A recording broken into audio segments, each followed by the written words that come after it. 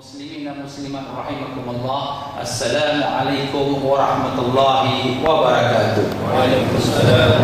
Alhamdulillah, syukur kita kepada Allah Subhanahu wa taala dengan limpah kurnia taufik hidayahnya telah diperkenankan kita berada dalam rumah Allah ini untuk kita mengerjakan setelah solat Isya akan solat tarawih. Maka izinkan saya untuk menyampaikan tazkirah Ramadan, insyaallah pendek sahaja tetapi mudah-mudahan dapat manfaat untuk kita bersama. Muslimin rahimakumullah. Alhamdulillah, malam ini kita sedang masuk malam yang keberapa?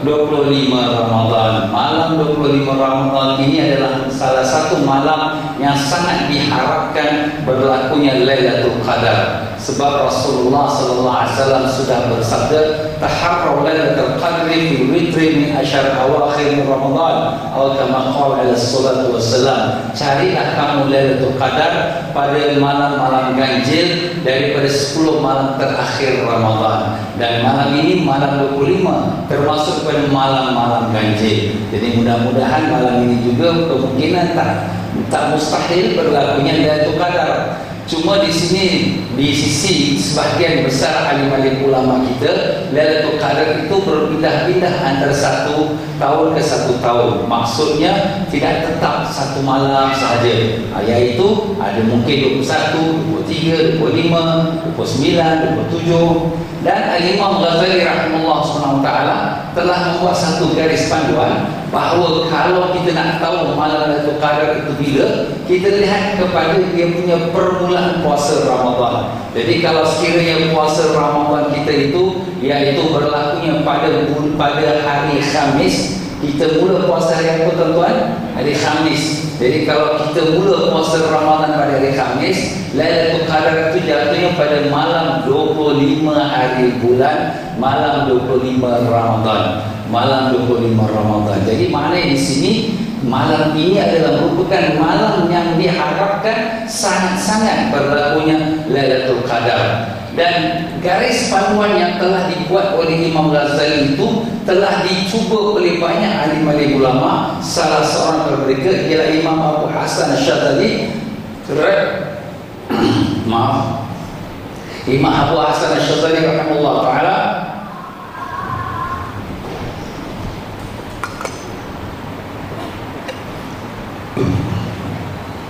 beliau telah mengatakan, aku tidak pernah tertinggal daripada Lailatul Qadar daripada semenjak aku balik sampai saat ini dengan mengikut kaedah yang telah dituliskan oleh Imam Ghazali rahimahullah taala. Jadi maknanya beliau daripada umur balik berapa tahun tuan-tuan? 15 tahun. Sampai saat ini, sampai saat bila? Sampai saat dia menjadi seorang wali Allah tutup yang itu lebih kurang dalam 65 tahun, lebih kurang 50 tahun tak pernah miss Lailatul Qadar. Every year dia dapat Lailatul Qadar mengikut kaedah garis panduan yang telah disebutkan oleh Imam Ghazali rahimahullah taala. Jadi begitulah dia tuan-tuan dan puan-puan rahimakumullah. Kita walaupun kita mengatakan banyak pendapat-pendapat, tapi kita usahakan malam ini kita bangun malam. Sebab Rasulullah sallallahu alaihi wasallam telah bersabda, "Man hurima al-lailatul qadri faqad hurima an khair kulli." Atau kama qala alaihi salatu wassalam, sesiapa yang terlepas daripada kebaikan Lailatul Qadar, maknanya tak bangun malam, tak ibadat, sungguh dia sudah terlepas daripada sekalian kebaikan yang banyak. Sebab Lailatul Qadar ni banyak kebaikannya. Jadi dengan itu tuan-tuan dan puan-puan, jangan kita lepaskan peluang malam ini di Masjid Mujahidin. Kita ada qiyamul lail pada jam 2.45 pagi sampai ke subuh, dan kita akan ada sahur disiapkan. Ya tuan-tuan dan puan-puan rahimakumullah, apa yang berlaku pada malam Lailatul Qadar? Berlaku pada malam itu sebagaimana firman Allah Ta'ala, "A'udzubillahi minasyaitonir rajim, tanazzalul malaikatu war-ruh." Turunlah sekalian malaikat-malaikat dan roh. Sekalian malaikat. Malaikat Allah berapa banyak? Walillahi junudus samawati wal ardh. Bagi Allah bala tentera malaikat sepenuh langit dan bumi. Maknanya malaikat Allah tak terkira.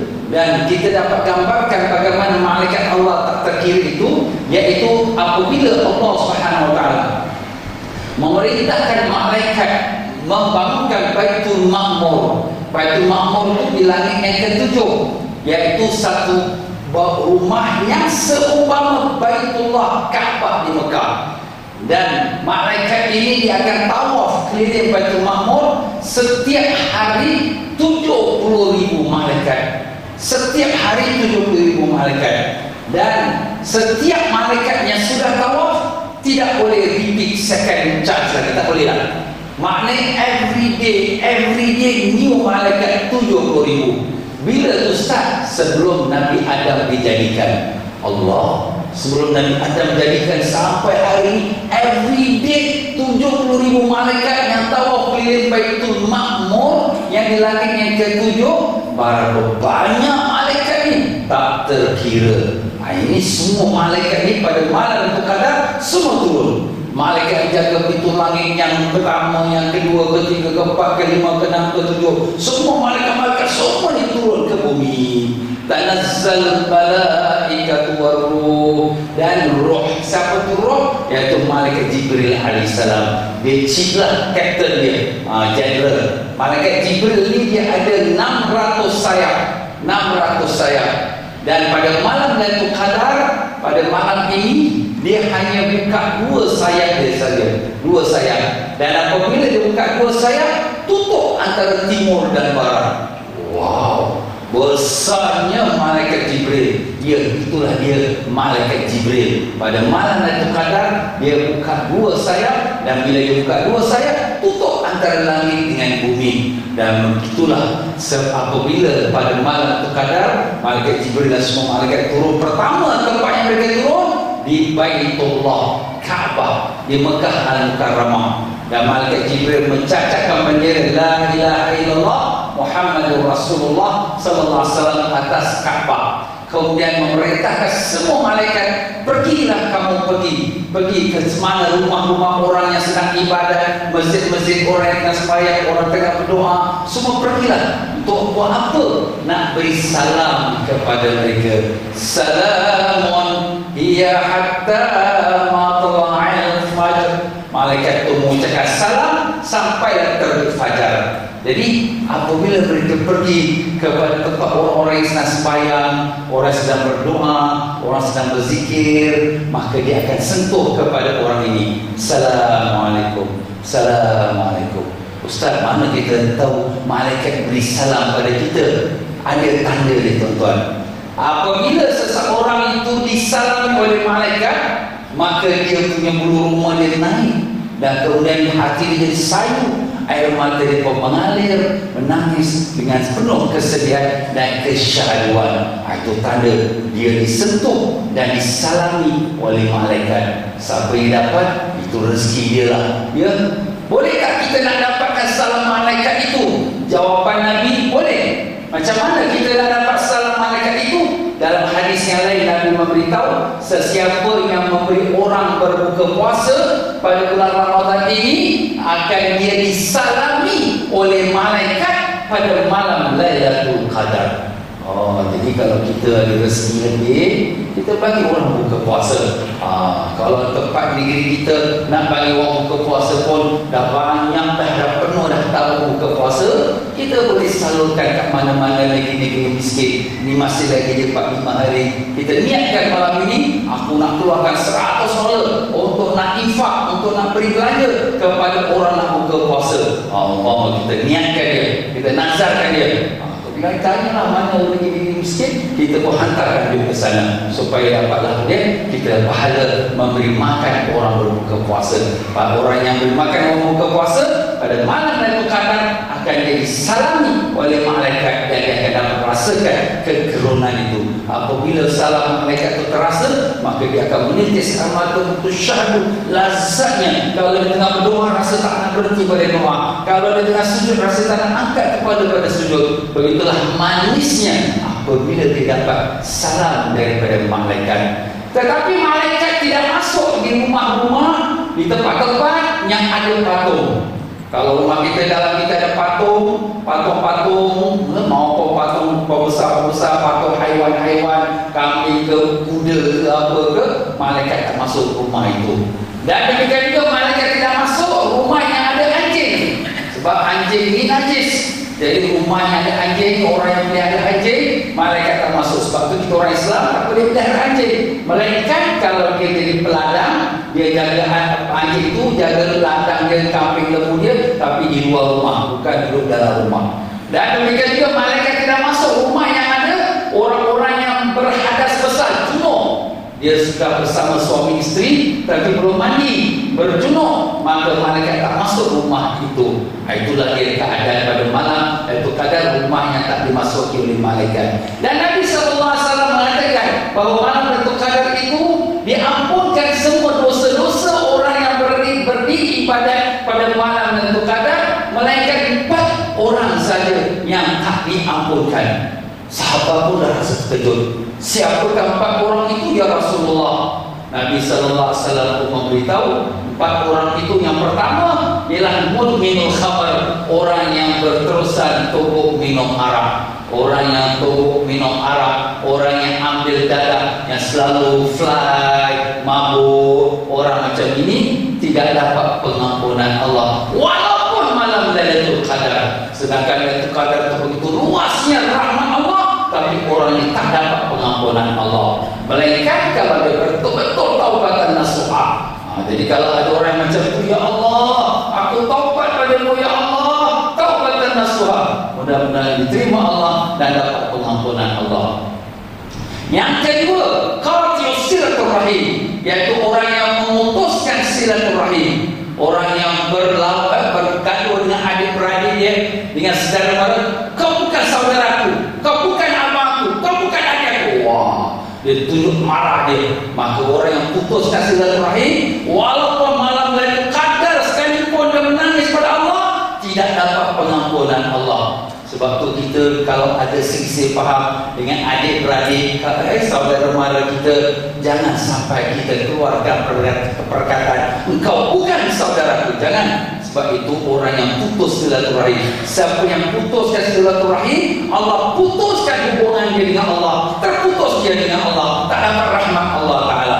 Waliyahzubillah min dzalik. Aduh Ustaz, saya pun dah silap lah, Adil cakap macam tu dengan abang. Malam ni angkat telefon, bang, saya minta maaf bang ya, apa salah silap saya. Kita minta maaf. Alamak Ustaz, malu lah nak cakap minta maaf. Okey, hantar SMS, bang, saya minta maaf bang ya, apa yang saya dah cakap mungkin saya terkasar bahasa dengan bang. Kita adik-beradik, saya minta maaf lah lebih kurang. Kita habiskan, jangan kita simpan-simpan. Oh Ustaz, nanti tunggu hari raya. Tunggu hari raya, Lailatul Qadar dah lepas dah. Dah tak dapat lah kau kalau Lailatul Qadar tu. Dan orang yang ketiga ialah aqul walidain, orang yang derhaka pada ibu bapaknya. Orang yang derhaka pada ibu bapaknya bukan kata nak tumbuk terajang, bukan kata maki hamun. Maaf kata mata dia telik saja. Dia tengok mak dia telik saja. Tengok ayah dia, dia tengok macam tu saja. Masa muka, hati bapa pun terasa, hati mak pun terasa. Itulah anak derhaka. Anak derhaka pada malam Lailatul Qadar, walaupun dia menangis sekalipun, tidak dapat pengampunan Allah. Allah, tuan-tuan, jangan main-main ya. Mak bapak kita ini tapak kaki mereka syurga untuk anak-anak. Sebab tu kita yang ada mak ayah, walaupun kita Ustaz, saya tak tahu apa-apa mak ayah. Mana kau tahu? Kau cakap mak kau dah kecil hati. Kau tahu tak? Mak kau tak cakap pun, tapi dia dah kecil hati dengan kau. Kau dah derhaka pada mak, kau dah derhaka pada bapak. Malam ni telefon bapak, minta maaf pak, mak, minta maaf mak, apa salah silap saya minta maaf, dosa saya ni sengaja tak sengaja, saya minta maaf. Minta maaf. Sebab kita tak tahu, mungkin mak kita simpan dalam hati, anak aku derhaka pada aku, sampai hari ni dia buat aku macam ni, dia besarkan bini dia daripada aku, dia besarkan laki dia daripada aku. Sedih mak dia, sedih bapak dia. Jadi kita jangan tunggu hari raya. Malam ni angkat telefon mak, minta maaf, ayah minta maaf. Malu lah nak cakap mak, ayah, kita atas SMS, mak minta maaf mak, ayah minta maaf. Macam tu. Dan orang yang keempat, golongan yang tak diterima Allah Ta'ala pengampunannya, ialah al-musyahid. Sahabat-sahabat pun bertanya, ya Rasulullah, siapa tu musyahid?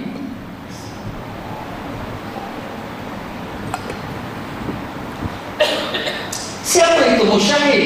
Jawab Nabi sallallahu alaihi wasallam, ialah orang yang berdendaman, dendam, simpan dalam hati dia. marah dia pada saudara dia. Jaga kau, nanti kau dia simpan, dia ada berkelahi, ada selisih faham dengan saudara dia, dengan sahabat dia simpan, geram dia. Orang macam ini malam Lailatul Qadar, walaupun dia angkat tangan menangis kepada Allah, tidak diampunkan dosa dia. Aduh Ustaz, macam mana kita bersihkan hati kita? Sudah, kita manusia, tak ada siapa yang tak ada silap. Engkau pandang orang tu silap, apa engkau tak ada silap ke? Kau pandang orang tu salah, habis kau tak ada salah ke? Kau ingat laki kau saya salah, habis kau tak ada salah? Kau ingat bini kau saya salah, habis kau tak ada salah? Everybody, semua kita ada kesalahan. Kullu bani Adam khata'una wa khairul khata'ina tawwabun. Apa kata Nabi? Semua anak Adam ada kesalahan. Dan sebagai orang yang kesalahan, orang yang bertobat kepada Allah. Itu kalau dosa kita dengan Allah. Kalau dosa kita dengan manusia, kita minta maaf dengan manusia. Kalau orang salah dengan kita, sudah kita maafkan. Sebab tandanya orang yang diampunkan Allah, yang dimaafkan Allah, ialah orang itu suka maafkan orang. Pernah satu masa Nabi SAW sedang berkuliah, lalu satu pemuda di belakang masjid. Kemudian Nabi kata, ini pemuda ahli syurga. Orang semua tengok, wah, teror ni. Nabi hidup-hidup dah jamin dia ahli syurga. Kemudian pada esok harinya lagi, sedang Nabi beri kuliah, lalu lagi orang yang sama lagi, Nabi kata ini orang ahli syurga. Orang tengok, ini orang semalam juga, wah teror dia. Nah hidup-hidup Nabi dah jamin dia syurga. Kemudian pada hari ketiga, sedang Nabi beri kuliah, lalu lagi orang yang sama di belakang masjid, Nabi berkata ini ahli syurga. Orang semua kata, orang semalam juga. Seorang sahabat yang bernama Abdullah bin Mas'ud radhiyallahu anhu, dia tak puas hati. Apakah amalan orang ini sampai Nabi 3 kali jamin dia ahli syurga? Dia pun ikut orang ini sampai balik rumah. Sampai balik rumah, orang ini pun dah masuk rumah, dia pun ketuk pintu. Dia pun kata, tuan, saya ada selisih faham dengan isteri saya tumpang rumah tuan 3 malam. Dalam Islam, kalau tetamu datang rumah kita, wajib kita beri penghormatan selama 3 malam. Lebih pada 3 malam, boleh halau. Habis dah. Itu dia permit dia 3 malam saja. Kemudian tuan rumah kata, sila, ahlan, silakan. Jadi dalam 3 malam ni, dia tengok apa amalan tuan rumah ni. Pagi, petang, malam, apa dia buat. Sampai habis dah 3 malam, dia pun nak balik. Dia kata, tuan, sebenarnya saya tak ada apa-apa pun selisih dengan isteri saya. Tapi 3 hari tuan jalan belakang masjid, Nabi beritahu pada kami, tuan ini ahli syurga. Jadi saya cemburu, ingin tahu apakah amalan tuan yang sampai Nabi jamin tuan ahli syurga. Kata tuan rumah ini, itulah yang kau lihat. Aku sembahyang tahajud, baca Quran, zikir, sembahyang jemaah, tak ada apa-apa lagi. Itulah dia. Jadi Abdullah bin Mas'ud rasa macam hampa. Dia pun tengah keluar pada pintu rumah tu. Tuan rumah berkata, mari Abdullah, ada satu perkara yang aku tak beritahu pada kamu. Apa dia tuan? Setiap malam sebelum aku tidur, aku fikirkan balik apakah yang telah berlaku pada diriku sepanjang hari ini. Mana-mana orang yang ada salah pada aku maafkan dia, dengan harapan semoga Allah maafkan aku. Inilah dia tuan-tuan dan puan, yang menjadi satu kelebihan Allah telah beri pada dia dalam hidup dia. Nabi jamin dia ahli syurga. Semayang, semua orang semayang. Puasa, semua orang puasa. Baca Quran, semua orang baca Quran. Tapi nak dapat hati pemaaf, tak semua orang. Dia semayang, dia puasa, tapi geram saudara dia, tak mau maaf. Aku tak mau maafkan dia. Tengok tu, semayang, puasa, tapi hati macam ni. Sebab itulah di situ tuan, memaafkan orang adalah sifatnya mulia dan amalan yang disayangi Allah. Kalau kita nak Allah maafkan kita maafkan orang. Kalau kita nak Allah berbuat baik pada kita, buat baik pada orang. Jadi kalau kita berbuat baik pada orang, kita maafkan orang, kita sudah lebih kurang, Allah pun lebih kurang dengan kita. Kalau kita nak kira orang yang salah, ini salah, Allah Allah pun boleh kira kesalahan kita. Sebenarnya subuh lambat, jatuh, patah kaki. Jadi zikir tak ada, baca Quran tak ada. Besok kena langgar, aksiden. Kan dah susah kita. Tapi Allah Maha Pemaaf, Allah Maha Pemurah. Kenapa kita tidak ambil sifat itu pada malam Lailatul Qadar ini? Kita letak dalam hati kita, ya Allah, aku ampunkan, aku maafkan semua orang yang ada kesalahan dengan aku. Kita letakkan hati kita, kita niatkan maafkan semua orang yang kita kenal, yang kita tak kenal, yang mengata kita, yang mengumpat kita, yang fitnah kita. Tak apa, ya Allah, aku ampunkan mereka semua, ya Allah, dengan harapan Engkau ampunkan aku, ya Allah. Boleh ke tidak, tuan-tuan? Boleh ke tidak? Alhamdulillah, mudah-mudahan ya Allah, ya Tuhan kami, Kau saksikanlah kami semua dalam majlis ini mengharapkan pengampunan daripada-Mu, dan kami maafkan semua saudara-saudara kami yang telah berlaku silap kepada kami. Semoga Engkau juga mengampun dan memaafkan kami. Allahumma innaka afuun tuhibbul afwa fa'fu 'anna. Allahumma innaka afuun tuhibbul afwa fa'fu 'anna. Allahumma innaka afuun tuhibbul afwa fa'fu 'anna ya karim. Wa sallallahu ala sayyidina Muhammad wa ala alihi wa sahbihi wasallam. Walhamdulillahirabbil alamin. Baiklah tuan-tuan, saya minta maaf kalau yang saya mungkin tersilap kata terkasar bahasa. Tuan-tuan dapat memaafkan ke tidak?